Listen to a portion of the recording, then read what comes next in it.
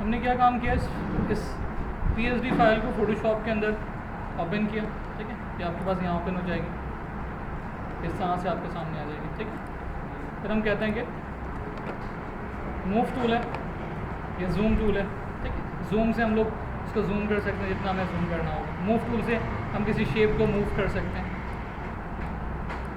जो भी आपको मूवमेंट करनी हो।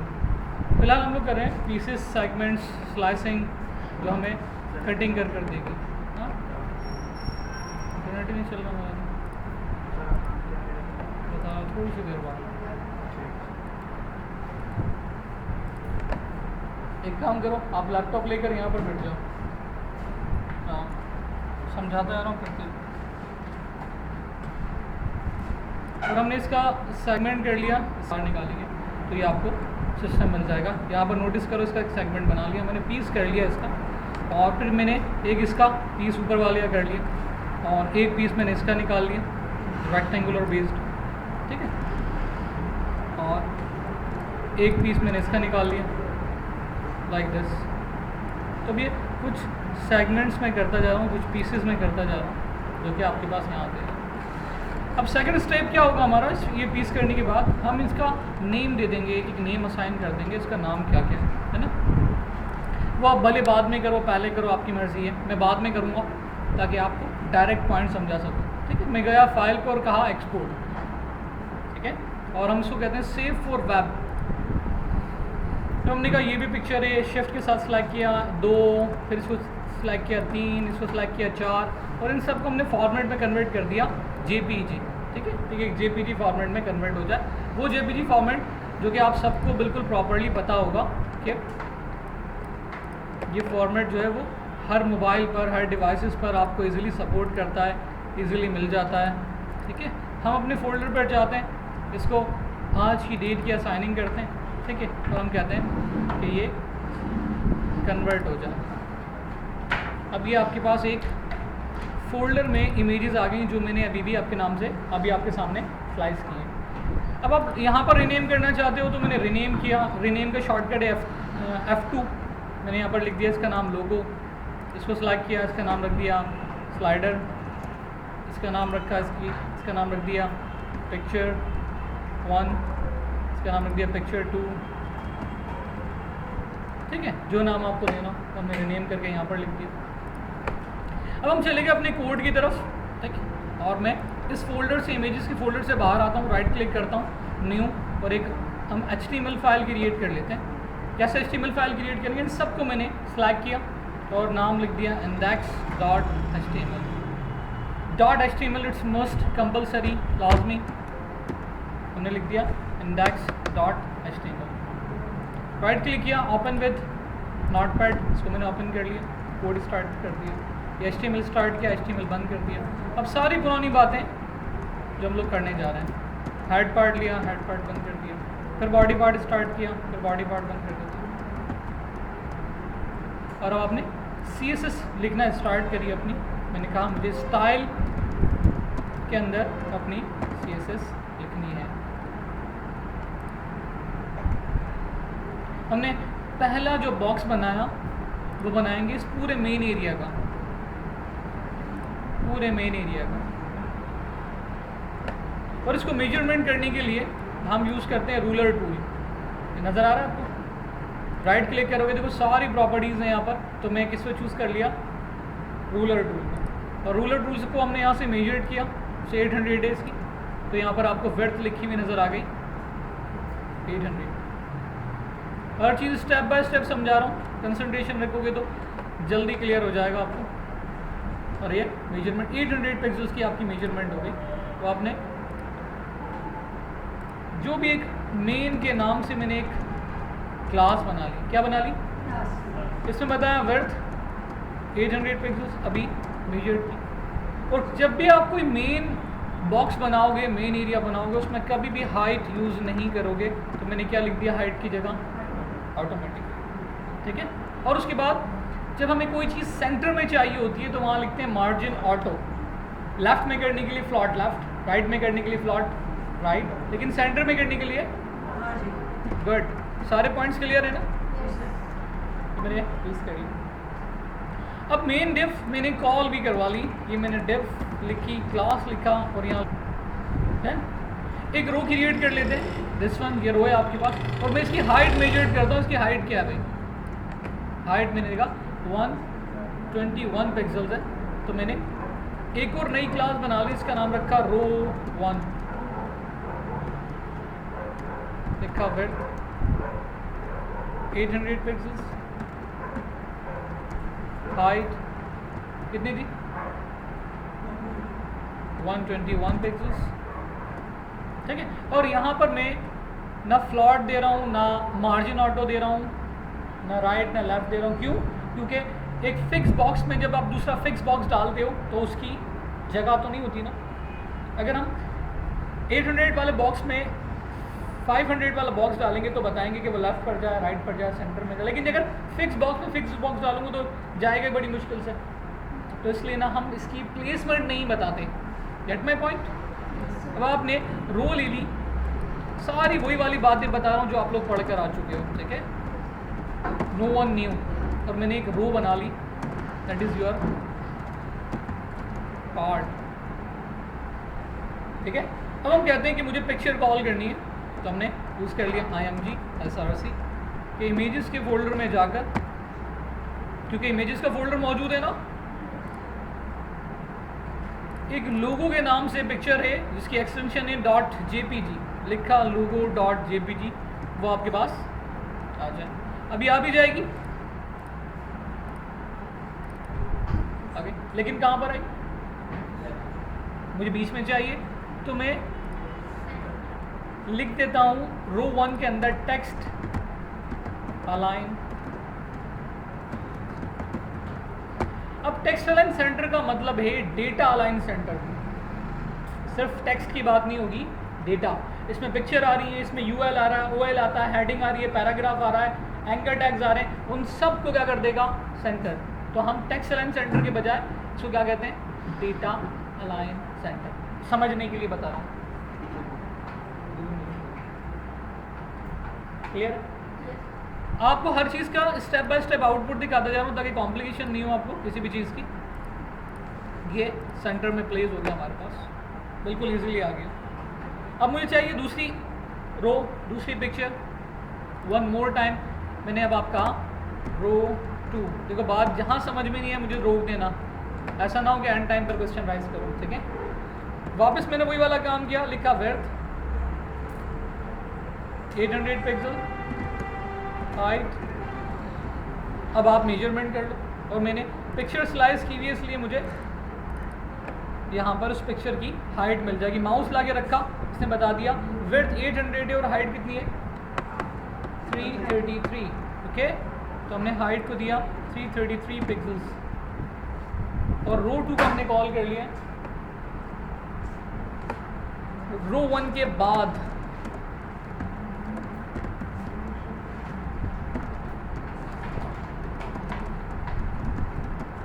Same thing here, same procedure here, IMG SRC images का फोल्डर /slider.jpg, शायद यही है। और हम आके आउटपुट अपना चेक करते हैं। लेट्स सी, बात समझ आ रही है? Now third row, third structure, तीसरा स्ट्रक्चर हम लोग ड्रॉ कर रहे हैं, तीसरा स्ट्रक्चर बना रहे हैं। अब इसमें दो कॉलम्स हैं, एक पिक्चर के लिए और एक टेक्स्ट के लिए। तो यहाँ पर हमें दो कॉलम्स क्रिएट करने होंगे।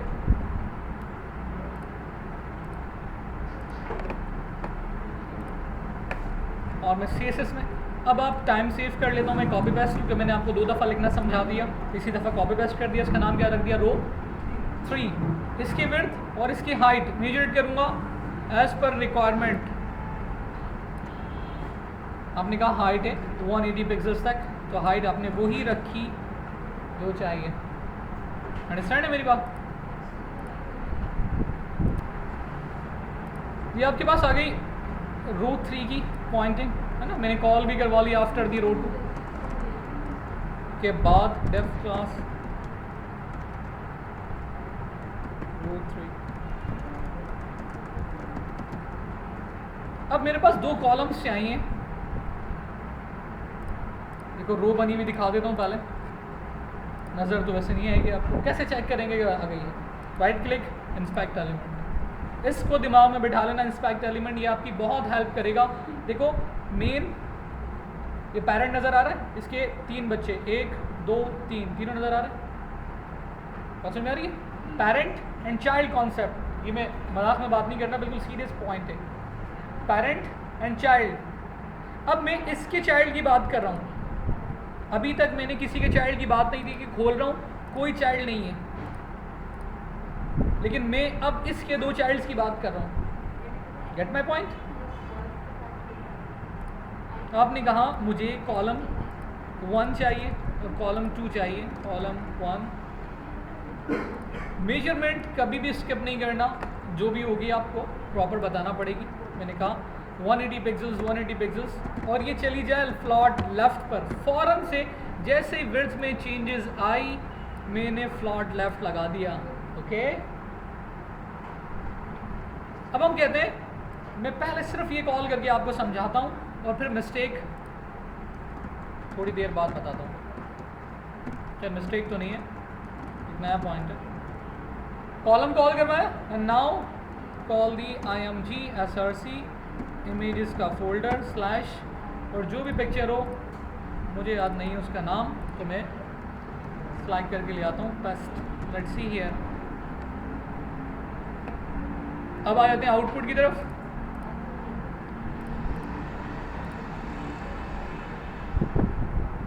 पहला ये डिव में गैप है, दूसरा इधर भी गैप है, तो मैंने पहले इसको गैप दिया। कहाँ? मार्जिन लेफ्ट 20 पिक्सल्स मेजर किया हुआ मैंने।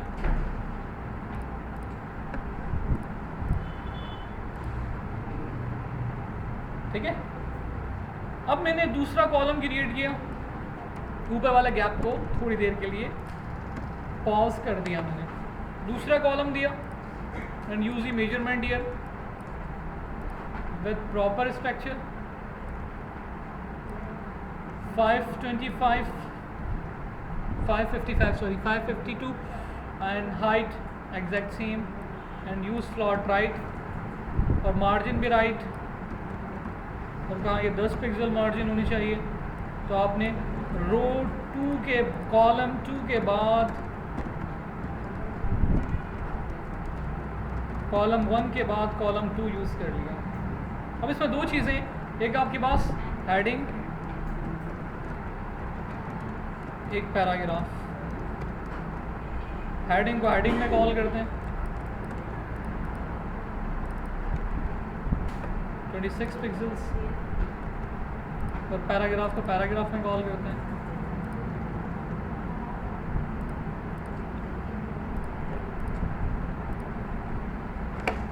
कोई मुश्किल? अब हम कहते हैं पूरी रो को गैप मिलना चाहिए, तो ना मैंने कॉलम में गैप दिया ना मैंने इस कॉलम में गैप दिया, रो पर अगर गैप देना स्टार्ट किया पूरी रो को गैप चाहिए, तो मैंने लिखा मार्क 20 पिक्सल्स। मिल गया दोनों में। इंडिविजुअल देने के बजाय आपने यूनिवर्सल गैप दे दिया।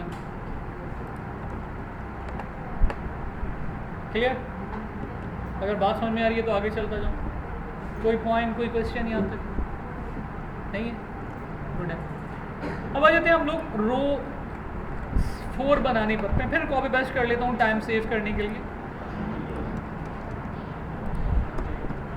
विड्थ वही रखी, हाइट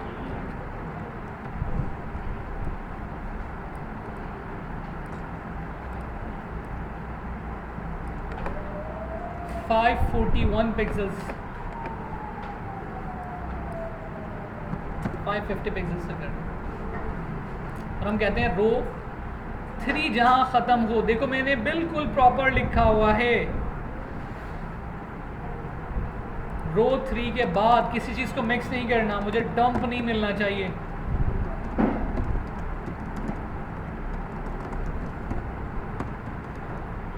और call the IMG SRC images का फोल्डर स्लैश, और वो पिक्चर हमारी जो मुझे कॉल करनी है it's so simple, so easy. 1 2 3 4 5 6 शायद 6, हाँ दैट्स दी आउटपुट ईयर। सब नज़र आ गई, बिल्कुल प्रॉपर।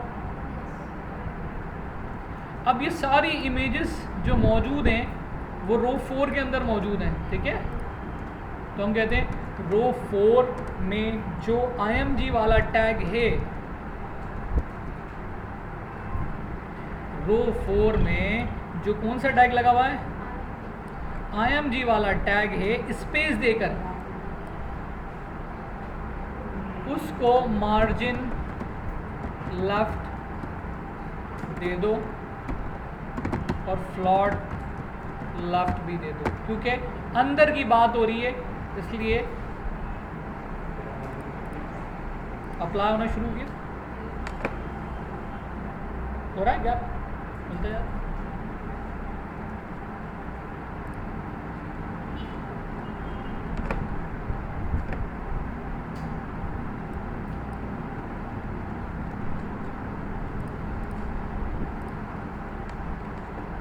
तो हमने कहा कि मार्जिन कम करनी है, ज़्यादा करनी है, इंस्पेक्ट एलिमेंट पढ़ाया आपको, राइट क्लिक और ये ऐसे खुल जाएगा।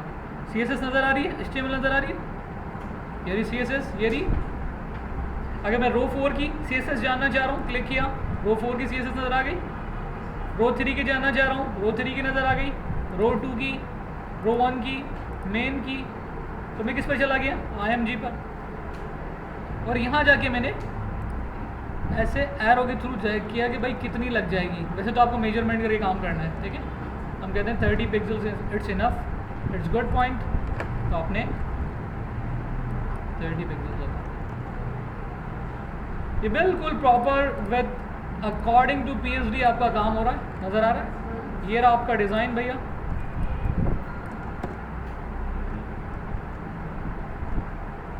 फ़ॉन्ट लगाना नहीं सिखाया मैंने अभी, फ़ॉन्ट फैमिली क्या है, फ़ॉन्ट साइज़ क्या, नहीं बताया, वैसे स्ट्रक्चर बन गया, ठीक है। अब ये PSD मुझे यहाँ तक कोड चाहिए,